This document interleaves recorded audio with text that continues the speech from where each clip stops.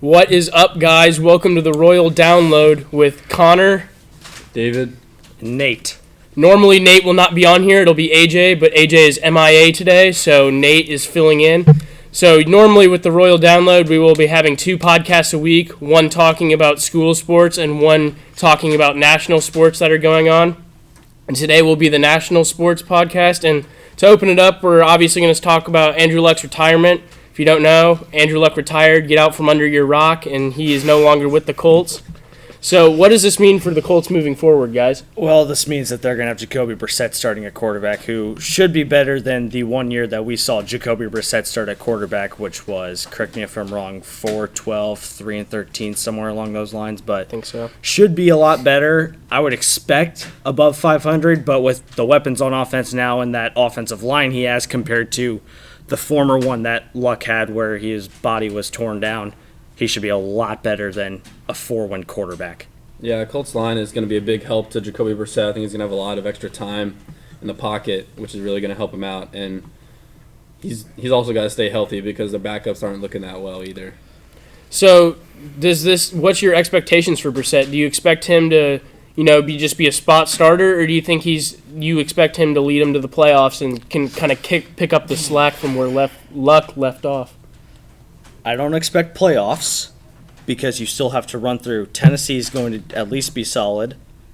You've still got Jacksonville, who should give them fits on defense, and then you still have a Houston team who, yes, maybe lost Lamar Miller, but they've just gained Duke Johnson in a trade, so they shouldn't have any step backs from a 11-5 for Houston the past year, and they were they were still the division champs.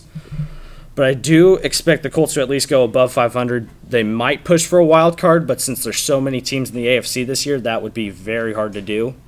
Because you could look at, honestly, some people might say that there are 3 teams from the AFC North that get in. There are people who are saying at least Chiefs and Chargers. Those 2 should at least both get a playoff spot, which leaves you with 1 wild card. So it might be no playoffs for the Colts. Yeah, I agree with that, especially with the new up-and-coming Browns and new teams coming up. I don't see them making a wild card spot. See, personally, my expectation for Brissett, in order for them to say, hey, he's the starting quarterback moving forward, I think you at least need 9 wins in a playoff berth in order to say, hey, Brissett is a capable starter for this team going forward, and I think that's the plan of action we should go with. But thinking that, should the Colts try to trade for a spot starter, maybe in like a Case Keenum or a Ryan Fitzpatrick, or should they just roll with Brissett this season and just see how it plays out? They probably need to roll with Brissett because you could at least find the quarterback class going into next year already with Tua Tagovailoa. I mean, you could probably find anybody else in that class. Yeah, I don't think that they're going to trade, especially with all the draft picks that they have. If he's not up to their standards, then they'll draft a quarterback in the draft. And then looking at the depth at the quarterback position, I saw they had a meeting with Brock Osweiler. Do you think they're going to sign just an open quarterback on the market, or do you think they're just going to roll with Chad Kelly and Phillip Walker as the backups? Yeah, I'd be fine with them signing Brock Osweiler, just get him in there, maybe a little competition for the quarterbacks, make them bring out their best. I could see Osweiler coming, and you also don't have to pay the ridiculous contract that Houston had, but you can get a guy who at least has maybe more NFL experience than Walker and then could also teach maybe a few things here or there because he's been with guys like Bill O'Brien. He's also had, down in Denver, I believe he had Kubiak with him, who's a decent offensive mind, so he's had a bit more knowledge that he could bring to the table. All right, moving on from the luck talk, college football. First official week. They had a few games Saturday and a few games sprinkled in throughout this week, but week 1 starts this Saturday. With college football, who do you think your contenders are? Who's your Heisman pick? Heisman pick off the bat probably is going to be Trevor Lawrence because he's obviously everyone fell in love with him towards the end of the year, and they're thinking he's going to be one of the best quarterbacks, not even this year, but even next year. And he's also got both of his receivers back last year, including T. Higgins, where he's got 2 guys he can throw the ball up to who are 6'3", 6'5", around that frame, and he still has Travis Etienne behind him, which means that any team going against Clemson still has to account for the run game. So Clemson still, I think, is going to be, I would say, my national championship pick. Even though they lost the players on defense, they still have an Isaiah Simmons that they bring back that can fill in at the linebacker hole. They should be still extremely good, especially with Dabo Swinney at the helm. Yeah, I think my Heisman candidate, other than obviously Tua and Lawrence, are going to be the 2 main competitors. I really like Jonathan Taylor from Wisconsin. Last year, as a true freshman, he rushed for almost 2,000 yards and had 13 touchdowns. And I think he's just going to improve about that, and the stats are going to be really good this year. Yeah, so I think in college football this year, you have your two top contenders that are going to be tough to beat, obviously in Alabama and Clemson. But I think looking down further on the field, we got some deep teams. I think Utah could try to make a run. Pac-12 is going to be a bit better this year with Oregon, Utah. Washington should be solid. I think Utah can make a run at it. I think in the Big 12, you still got Oklahoma with Jalen Hurts coming in, transferring from Alabama. And then obviously at your Heisman picks, you got Trevor Lawrence and Tua Tagovailoa, but I think there's a few guys down the line.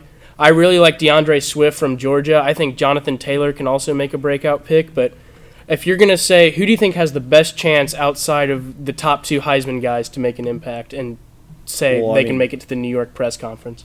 Definitely one that should be talked about a lot more is probably Rondale Moore, because the way Purdue is able to use him, especially with Brom, who's an offensive mind, he can sprinkle him in different ways into the offense, and then his value in the return game as well. It's kind of like a main reason why Desmond Howard won a Heisman a couple of years ago, Charles Woodson, because of Woodson's value in the return game also helped him more than just his defensive capabilities, and that's how he was able to beat out Manning. But with Moore, you see a guy who led the NCAA last year in all-purpose yards. He's probably going to do that again and next year, and he's going to be a main reason why Purdue is going to probably push for a Big Ten West title. Yeah, as much as I love Rondale Moore and I'd love to see him win a Heisman, I don't think he'll do it, because I think along as with independent stats, you also have to win games, and especially this year, Purdue's really young, and I don't really see him at least going for a Big Ten title, and I feel like a Heisman, even though it is an individual award, it's a big team accomplishment. So who's your Heisman pick? Other than Tua or Lawrence, who do you think can run in and make a run for it? I'll go Jonathan Taylor. Jonathan Taylor. I'm going to throw in a very deep sleeper. Everyone remember this because I said it beforehand. Zach Wilson, quarterback at BYU, has that Manziel feel. Started a few games at the end of last year. He's my pick. I think he can really make an impact. And then moving on from college football onto some Week 1 games. The headliner, obviously, Oregon-Auburn.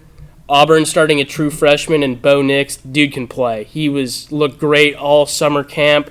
Auburn's really high on him. Who do you like for this game, Oregon or Auburn? I feel like Oregon should be able to pull this one out. I mean, you can't pull the geographic sense into it because the game's being played in Arlington. But Oregon's got a quarterback named Justin Herbert, who everyone has talked about as even going into the previous draft. If he went into the draft, they were saying that he was going to be the number one quarterback in that class. But now he's stayed a year, and he still has some of the pieces on offense. He did, I believe, lose Dylan Mitchell, who was his number one wideout last year. But even with the pieces that Oregon can have, like some people are talking about this team as a sleeper to win the Pac-12. Yeah, I agree with that. I think Oregon's going to win. As good as Bo Nix might seem, he hasn't played a game yet, and I think all the pregame jitters might get to him. He might throw a few early turnovers, which will help Oregon win. Yeah, I'm going opposite of you guys. I'm going Auburn. I don't think Oregon has recruited well at Auburn's level the past few years. I think Auburn's going to have way too much speed, and I think Bo Nix will be able to give some to his playmakers and pull out a win. And then next game we're moving on to, Wisconsin travels down south to South Florida for opening week. Jack Cohn, a lot of talk that Graham Mertz was going to go in and take the job from him, but Jack Cohn will be starting for UW this weekend. And obviously Jonathan Taylor, you got the Heisman candidate going down to play Charlie Strong and his South Florida team. Who do you got for this game? I think I've got Wisconsin with this one. Now, USF could be a tough bet since they are at home and they were a decent team last year. But with the running back tandem already with Jonathan Taylor, and then even I think Paul Chryst has come out and said that he's going to use Mertz a little bit more than maybe people would just assume. I mean, Mertz is talented if he gets in and he could burn you any deep. Like the two guys that were ranked ahead of him were, as a pure pro-style quarterback, were Spencer Rattler, who was talked about as probably the best quarterback in the country, and Ryan Helinski, who also went to D1 school in South Carolina. So, I mean, Mertz, if he gets sprinkled in, he could burn you deep, and even Cohn isn't going to be that terrible of a drop-off. So I feel like Wisconsin should be able to get this win. Yeah, I agree with that. I like Wisconsin in this game. I think Jonathan Taylor is just going to run all over the field this game, and it's going to be too much for UCF. I like Wisconsin as well, but I think it's going to be a lot closer game. USF, they're known for their speed. Blake Barnett, starting QB for USF, likes to run it all over the field. I think their speed's going to give Wisconsin some fits, but I don't think they're going to be able to match them physically up front. And moving on, Notre Dame travels to Louisville on Monday night. Ian Book, returning starter for Notre Dame, had a great season last year that obviously ended in a college football playoff appearance. He's returned, looking to do the same for Notre Dame. Who do you have in this one? I have Notre Dame. I mean, Ian Book, the way he came in last year, you could tell he just changed the entire offense. As Notre Dame struggled a little bit with Wimbush, you could see there was some inaccuracy.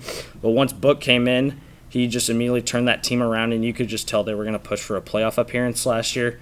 He's going to bring that same form again. I believe that Notre Dame should be able to get this win, even though it is in Louisville.